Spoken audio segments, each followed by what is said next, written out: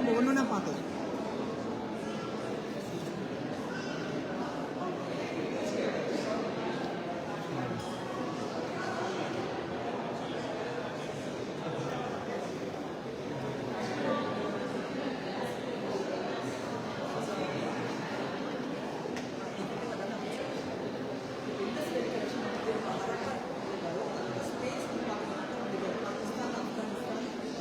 பஞ்சாப், ஹரியானா இந்த எல்லா இடத்தையும் கவர் பண்ணிடுவோம். அதில் வந்து எக்ஸ்பிஷன் பல காலங்களில் நடக்கும். அதில் பார்த்தோம்னாக்க நமக்கு வந்து 1906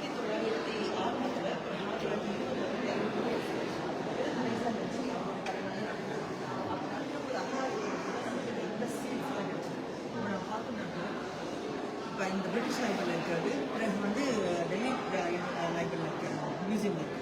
இப்போ இங்கே பார்த்தோம்னாக்க இந்த யூனிகார்ன் சொன்னாங்க, ஒற்றை கொம்புல விலங்கு.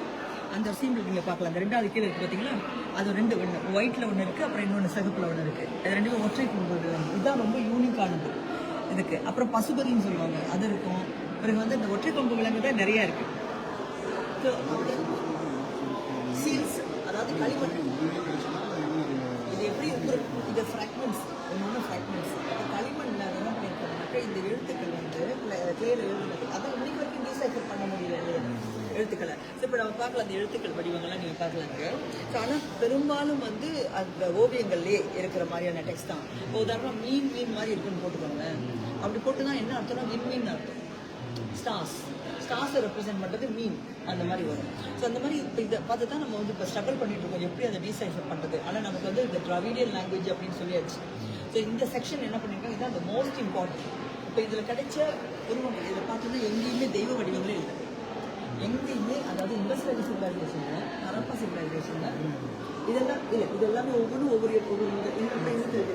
டூல்ஸ், மியூசிக் இன்ஸ்ட்ருமெண்ட்டாக இருக்கலாம், இல்லை வந்து அரைக்கிற இதாக இருக்கலாம், இதாக இருக்கலாம், பொம்மை கட்டுறதுலாம் இருக்கலாம், அப்புறம் ட்ரேட் பண்ணுறாங்க இல்லையா, அதுக்கான அளவை.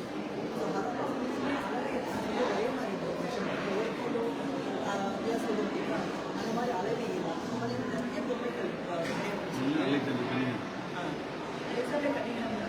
அவர் முதல் ஏஎஸ்ஐயோட டைரக்டர்.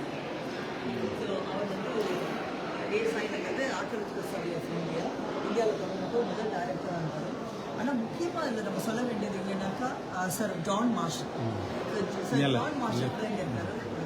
சார் ஜான் மார்ஷல் என்ன செய்தாருன்னா, அவர் வந்து ஆர்கியாலஜி எல்லா கலெக்ஷன் வந்து எல்லாம் ஸ்டடி பண்ணிவிட்டு அவர் வந்து ரிப்போர்ட்ஸ் பண்ணார், ஒரு எழுதினாங்க. அப்போ வந்து லண்டனில் இருக்கிற இந்த ஆர்கியாலஜி மேகசினில் அவர் வெளியிட்ட ரிப்போர்ட் வந்து 1994 வெளிவருது. ஸோ இப்போ வந்து அது நூற்றாண்டு அப்படின்னு சொன்னாங்கன்னா, இது வந்து வேத காலம் இல்லை, வேத கலாச்சாரம் இல்லை, இது ஒரு டிஃப்ரெண்டான ஒரு கலாச்சாரம். I suspect it is Dravidian based அப்படின்னு அவர் சொல்கிறார். அதை வந்து நமக்கு நூற்றாண்டு கொண்டாடிட்டு இந்த ஆண்டு போன செப்டம்பர் 20ஆம் தேதி அது வெளியிட்டதால். இப்போ இந்த இடத்துல நம்ம பார்க்குறது எல்லாமே வந்து அந்த எக்ஸ்பிளேஷன் உள்ளதான். பட் இவ்வளோதானா இல்லை, பாக்ஸஸில் கூட நிறையா இருக்குது. இந்த சீல்ஸ் டிஸ்பிளே வச்சுருக்காங்கல்ல, ஏற்கனவே 1000க்கும் மேற்பட்ட சீல்ஸ் இருக்குது. ஸோ இங்கே இருக்கு.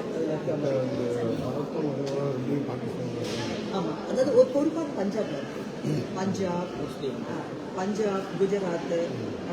ஸோ இப்போ இந்த பகுதி குஜராத் மெயினாக சொல்லுது. குஜராத், பஞ்சாப் பகுதி, அப்புறம் வந்து காஷ்மீர், அது வரைக்கும் போகுது. நமக்கு பெரிய லேண்ட்ஸ்கேப் அப்படின்னு சொல்லுவாங்க.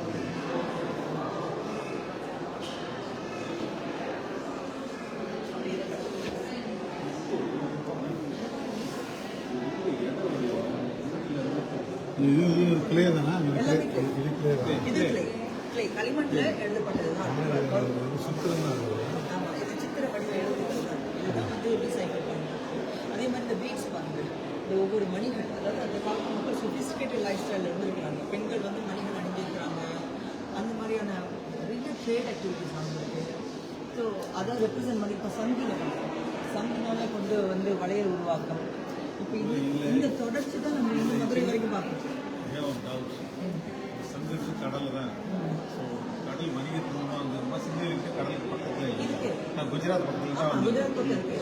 ஸோ குஜராத் எல்லாம் அதில் பார்ட் ஆஃப் மெயினாக பார்ட் ஆஃப் குஜராத் கடல். இது டெல்லியில் இருக்குது சார். டெல்லியில் இருக்குது, டெல்லி மியூசியத்தில்.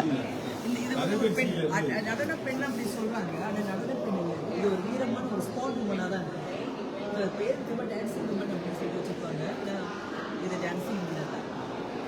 நியூ டெல்லிக்கு போனீங்கன்னா அந்த மியூசியம் திருப்பதி பார்க்கலாம். ஏராளமான கலெக்ஷன் இல்லை. அங்கே ஃபஸ்ட் லைப்ரரியில் பார்த்தோம். அதே மாதிரி இந்த கல்ச்சரும் அதே மசிலிகத்தை கல்ச்சர்லேருந்து வருது. ஆனால் எங்களோட எழுத்து முறையில் அதே எழுத்து. ஆனால் அந்த இதில் இருக்கிறது டீகோட் பண்ணிட்டா க்ளீனாக இதோட ஹிஸ்ட்ரி வெளியே வரும். இது மட்டும் தான் இது பண்ண முடியல. அதுக்கு தான் சொன்னாங்க ரிசோர்ட் ஸ்டோர் மாதிரி ஒன்று இருந்துச்சுன்னா இல்லை அப்படி ஒன்று கிடைச்சா டீகோட் பண்ணும்போது ஒரே லாங்குவேஜ் இருக்கு, அது படிக்க முடியல.